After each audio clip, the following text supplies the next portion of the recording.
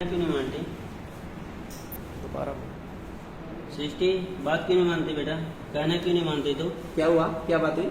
बहुत ज़्यादा जिद्दी है, मोबाइल में हमेशा लगी रहती है, बात नहीं मानते किसी का। अच्छा, देखो ऐसे ना डांटने से भी काम चलेगा, है ना।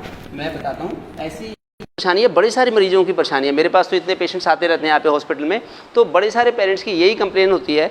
तो कहते हैं, लोग कहते हैं कि भाई बच्चा जिद्दी हो गया, अड़ियल हो गया, बेमतलब की बातें करता है बच्चा। तो उसमें प्यार से समझा सकते हैं। आप बैठो, मैं आपको बताता हूँ और आपके माध्यम से इतने सारे व्यूअर्स को भी बताता हूँ कि भाई कैसे हम हैंडल करेंगे। कई बच्चों में ज़्यादा बोलने की आदत होती है, सुनते हैं नहीं बात, बोलते बहुत ज़्यादा, अपनी बड़ाई करते हैं, डींग हाँकते हैं। कई पेरेंट्स कहते हैं कि ये बच्चा दूसरों की अच्छाई सुनना पसंद नहीं करता, चिढ़ता है। फिर कई बच्चे जेब में हाथ डाल के इशारों से बातें करते हैं, बात बात पे दूसरों को ब्लेम करते हैं, बिना बात किसी का मजाक उड़ाते हैं, चुगली करते हैं। फिर दूसरे बच्चों की परेशानी को देख के बड़े खुश होते हैं। गंदे गंदे बच्चों के साथ दोस्ती करने की आदत होती है कई बच्चों की, अच्छा लगता है उनको। फिर अपने से बड़ों की बात नहीं मानते, टीचर की, डॉक्टर की या पुलिस वाले की बातें नहीं मानते।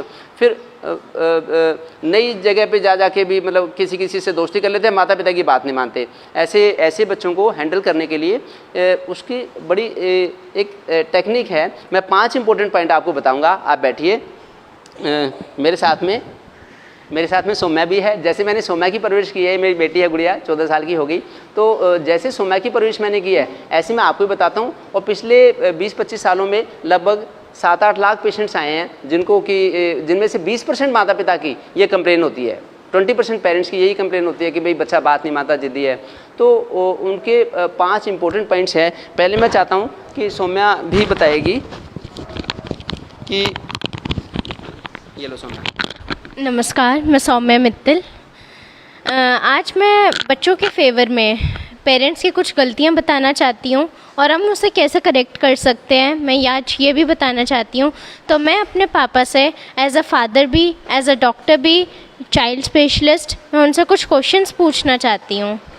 पापा, जैसे पहला क्वेश्चन तो है, जैसे अब कोरोना का पीरियड चल रहा है, बच्चे एजुकेशन को बहुत ही ज़्यादा नज़रअंदाज कर रहे हैं, इतना उसे कॉन्शियसनेस से नहीं ले रहे हैं। जैसे कि मतलब तो हम क्या करें, बच्चों को मोटिवेट करें, क्या करें, क्योंकि kids go there where there is love and affection. तो हम उसके लिए क्या कर सकते हैं, क्योंकि किड्स तो गिफ्टेड होते हैं। तो उसमें एक ही माता पिता मोटिवेट करें।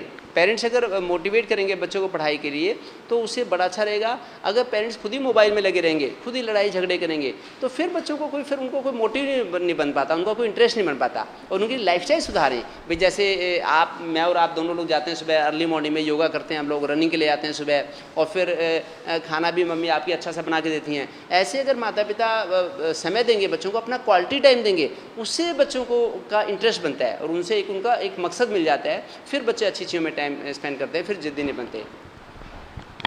दूसरा क्वेश्चन, ये बहुत सारे पेरेंट्स का ये क्वेश्चन है कि वो बच्चों का मानसिक रूप से, मेंटली और फिजिकली कैसे विकास करें, उसे कैसे ग्रो करें। हाँ, ये बड़े सारे पेरेंट्स का क्वेश्चन है। इसमें होलिस्टिक अप्रोच का एक मॉडल है, होलिस्टिक हेल्थ का मॉडल होता है कि बच्चे के 5 कोशों का विकास होना चाहिए। उसकी फिजिकल हेल्थ भी अच्छी हो, मेंटल हेल्थ भी अच्छी हो, सोशल और इमोशनल हेल्थ भी अच्छी हो। ये बहुत ज़रूरी है। जो फिजिकल ग्रोथ है बच्चे की, कई माता पिता को वो होता है चिंता कि डॉक्टर साहब ये बच्चा खाना नहीं खाता, ये बच्चा खाना नहीं खाता। तो खाना उसको वो खाएगा तब जब उसे एक मोटिव मिलेगा। मम्मी उसकी रंग बिरंगा अच्छा खाना बना के दे, हरी सब्जियाँ, दाल, रोटी, खिचड़ी, दलिया, थोड़ी धनिया की चटनी बना दी, थोड़ा चूरमा बना दिया। ऐसे खाना इतना अच्छा टेस्टी, आजकल रेसिपी आती हैं इंटरनेट पे, इतनी रेसिपी होती हैं, उनको देख के घर में इतना अच्छा खाना बनाए कि जंक फूड ना खाए। अगर जंक फूड नहीं खाएगा बच्चा, तब उसकी बुद्धि अच्छी शुद्ध रहेगी, सात्विक बुद्धि रहेगी, अच्छा बात भी मानेगा पेरेंट्स की। जहाँ उल्टी तली भुनी चटपटी मिर्च मसाले की बाजार की चीज़ें खाएगा, प्रिजर्वेटिव वाली, स्टोर वाली, उससे फिर बच्चा अड़ियल हो जाते हैं, जिद्दी होते हैं। डेफिनेटली फिर वो उनका मन अशांत हो जाता है और उल्टी चीज़ खाते हैं। तो इसलिए इसका ध्यान रखें।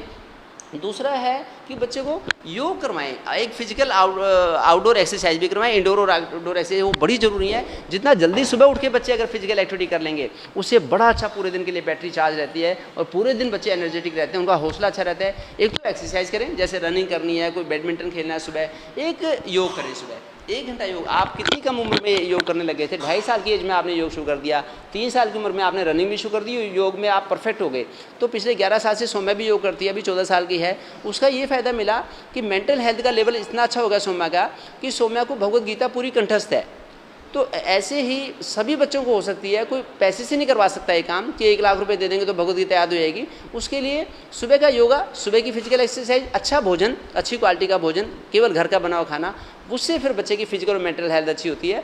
बाकी बच्चे की इमोशनल हेल्थ भी अच्छी होनी चाहिए, उसकी सोशल हेल्थ भी अच्छी होनी चाहिए कि छोटे छोटे फंक्शंस में बच्चों को साथ में बाहर लेके जाए। कोई बैसाखी है, लोहड़ी है, कोई होली दिवाली है, जितना समाज के साथ मिलजुल के रहेगा बच्चा, गौशाला में भी जाएँ, कोई सर्कस है उसमें भी जाएँ, उससे बच्चे को माता पिता के साथ अफेक्शन होता है। बच्चे को हम चतुराई से डांट के नहीं उसको वो बना सकते।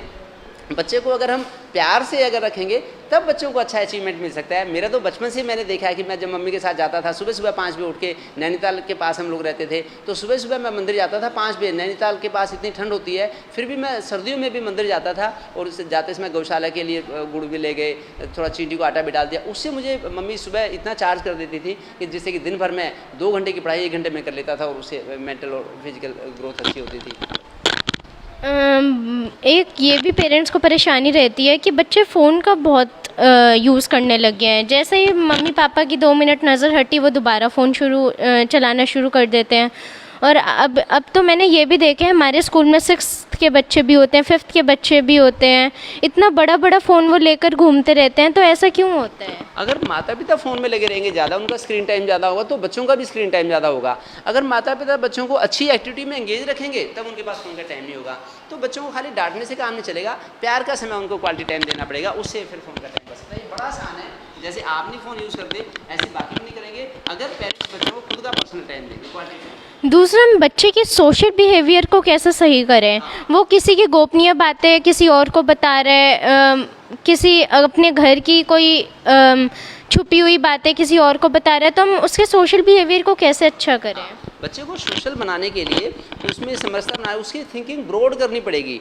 जब बच्चे घर में ही रहते हैं हमेशा, मान लो एसी में हमेशा रहेंगे, केवल खाली घर में ही रह के वो सारी चीज़ें नहीं सीख सकते, समाज से बहुत ज़्यादा सीख सकते हैं। तो बच्चे का, मैं तो चाहता हूँ कि बच्चा 2 साल का जब है तब उसके 40-50 फ्रेंड्स होने चाहिए। जब बच्चा 5 साल का है तब और ज़्यादा उनका बड़ा सर्कल होना चाहिए। अगर बच्चा गौशाला में जाएगा, अगर स्टेडियम में जाएगा, प्लेग्राउंड में जाएगा, तो उसके फ्रेंड्स ज़्यादा होंगे। जितना ब्रॉड थिंकिंग होगी तब बच्चा सोशली स्ट्रॉन्ग बनेगा, और जितना ही हम ज़्यादा एक लिमिटेड एरिया प्रीमिसेस में रखेंगे तब उसमें दिक्कत होती है। तो इन चीज़ों का ध्यान रखते हुए हम बच्चे की बड़ी अच्छी परवरिश करा सकते हैं। आपको कैसा अपना फील होता है समय कैसा? शुरू से ही मेरे पेरेंट्स ने मेरी बहुत अच्छी केयर करी है। जब मैं छोटी थी तब मेरी मम्मी मुझे प्रॉपर न्यूट्रिशन देती थी, और जब मैं अपनी मम्मी के पेट में भी थी तब मेरी मम्मी ने सारे रिलीजियस बुक्स पढ़े थे। भगवद गीता बहुत बार पढ़ी, रामायण बहुत बार पढ़ी, भागवत पढ़ी, हर चीज़ मम्मी ने अपनी पूरी कोशिश करी, पूरा ट्राई करा जब मैं उनके पेट में थी, और जब मेरा भाई भी उनके पेट में था। और तब मम्मी पापा को ये चीज़ देखने को मिली कि जब जैसे जैसे हम बड़े हुए, इनको हमारे में मायरेकल दिखे बहुत। मेरा भाई भी है तो वो भी बहुत अच्छा है, कॉलेज में पढ़ रहा है, और मुझे तो पूरी भगवद गीता कंठस्थ है, और मैं स्कूल में भी अच्छा परफॉर्म करती हूँ। तो ये चीज़ मुझे देखने को मिली, और मम्मी पापा हमेशा मुझे मोटिवेट करते हैं। मुझे सुबह अगर मेरा मन नहीं होता तो वो रनिंग पे लेके जाते हैं, जब मेरा मन नहीं होता तब मैं अपने पेरेंट्स को मोटिवेट करती हूँ। तो ऐसे, और घर में मेरा माहौल भी बहुत अच्छा रहता है, जिससे मुझे सोशली भी बहुत अच्छा इफ़ेक्ट मिलता है उसका। अगर हम इस चीज़ को अच्छी तरह से समझ लें तो ये बड़ा आसान काम है कि हम बच्चों को सही पटरी पे ला सकते हैं, उससे बड़ा फ़ायदा होता है। तो खुद पेरेंट्स को रोल मॉडल बनना पड़ेगा, और बच्चों की थिंकिंग ब्रॉड करनी पड़ेगी। Thank you.